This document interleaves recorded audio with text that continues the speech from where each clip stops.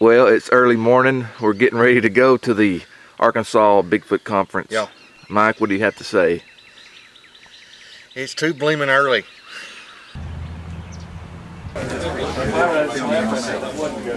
It is a narrative, it's not a story.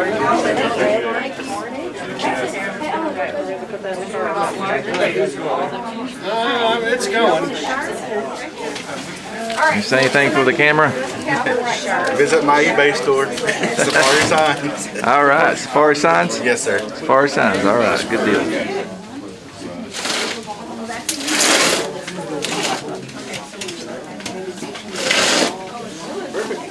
Reaching into my box of goodies. I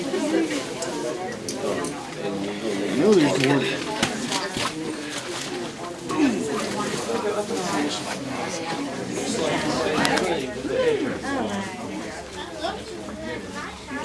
Hey, you have a trash can back there?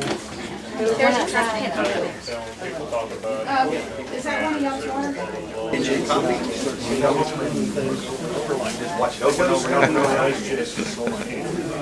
It's their table right there, and that is Bigfoot. Something at the table. It's not something in the woods, it's something at the table. Fixing to leave and run from the Bigfoot. He turns over to the wife, and he says, "You were right, Mary. We're getting out of here." That's right. Whose is this one? That one's yours? All right. There you go, sir. There you go, ma'am. And what was your name again? Arlie. Arlie? Yeah. Well, Arlie, I hope you share that with all your friends. And my family. And your family. We go out and we like,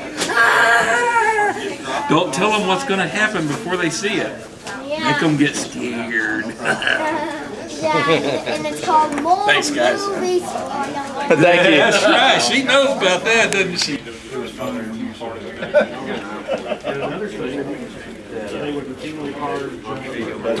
Thank you. There's a special Oklahoma they call it. I can't imagine how much work is involved in your.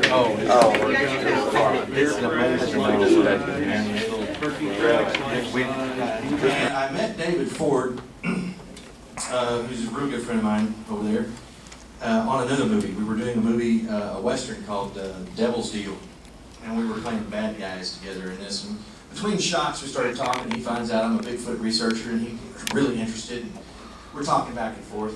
So a couple of years go by, and I'm sitting at home one night, and my phone rings, and it's David. He goes, "Hey, I got an idea." And this is typical East Texas, Southern good old boy type stuff. He goes, "I got an idea. I want to do a movie about Bigfoot. You want to?" I said, "Yeah. Let's do it." And we just started. But he had an idea because he read. I want you to keep in mind a couple of things while you're watching this. When we started filming, we were dead broke. I mean, seriously, we had no money. Well, I say no money. $1,700. And you have cast, crew, you have to feed them. You have all these different elements that have to come together to make a movie. Now, people see this film and they go, $250,000, $500,000 budget. No. Blood, sweat, and tears, and faith in each other, and hard work. We stuck together through thick and thin. We are going to continue to stick together. We're out here. You can see it come to fruition. We have DVDs, you're buying those. Because there's only two trains of thought in Hollywood. Bigfoot's either a serial killer, who's going to pull your arms off and beat you to death, or he's a big clown that somebody's going to take home. Okay? And it's not just film, it's television. Look at all the commercials. Messing with Sasquatch. There you go. Messing with Sasquatch. They're funny. I get it. It's a point. For years I kept saying, Monster Energy drinks. I always wanted to do a commercial where there's two researchers sitting on a log, and they're like, "We're gonna get him this time. We're gonna get him. We're gonna give him." There's a Monster Energy drink sitting there, and this big hairy hand comes out and grabs the drink between them. While they're looking in every other direction, there's a big hand comes out and just takes the drink back to the rest. I thought that would be great. That'd be fun. You see anything, Charlie? No, I don't see anything. But Hollywood has this thing, and I'm going to bring this up, and a lot of people, how many of you ever saw Batman, The Dark Knight? The one that had Heath Ledger as the Joker. How many of you saw that?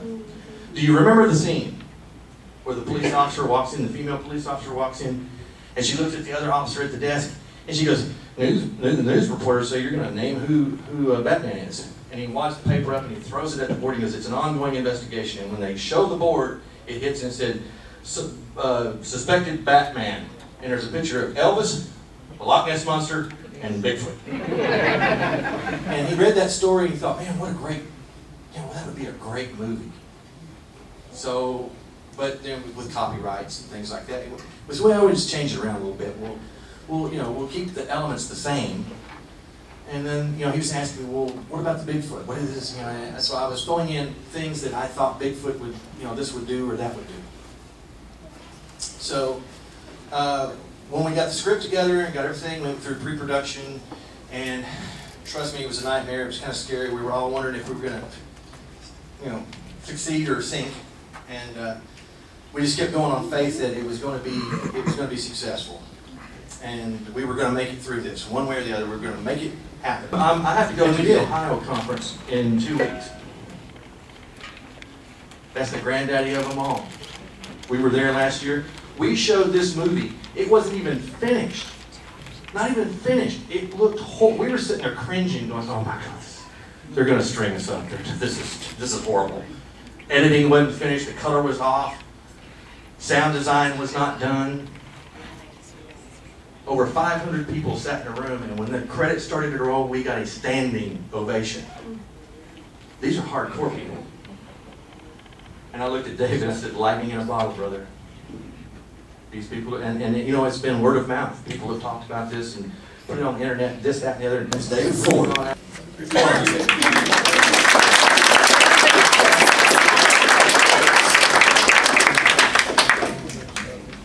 We're not dancing. Well, thank y'all for being here. A lot of you have already purchased a DVD and poster for shirts, and I appreciate that.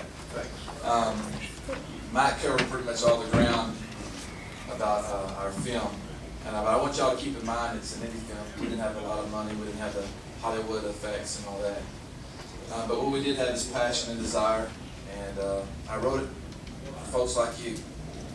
I didn't write it for the skeptical world, because I wanted to see a movie when I watched The Legend of Bobby Creek, 1972. I wanted to see something more modern. I couldn't find anything at all. And everything I found was a horror film or Harry and Henderson's. I'm not knocking those films at all. I'm just saying I wanted to see something more true to life, research-based. So I started searching for that great story. And I think I found one, and I pretty much turned it into a script. And we started producing.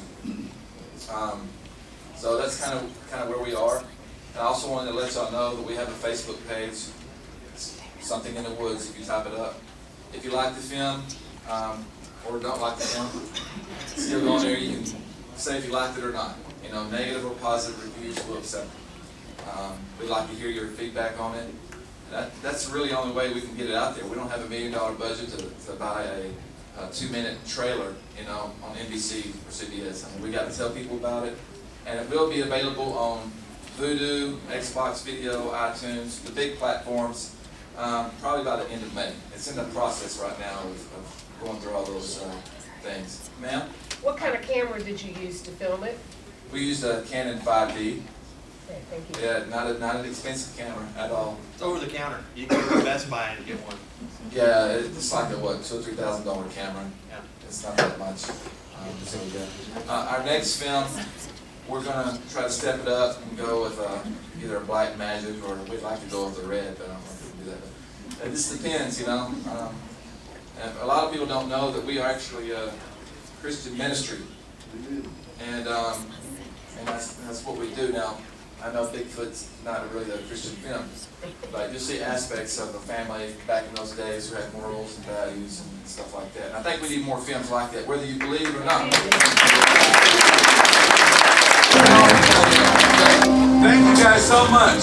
Thank you. Be careful in the